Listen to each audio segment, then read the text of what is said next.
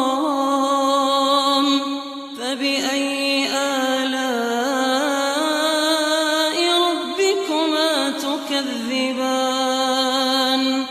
يسأله من في السماوات والأرض كل يوم هو في شأن، فبأي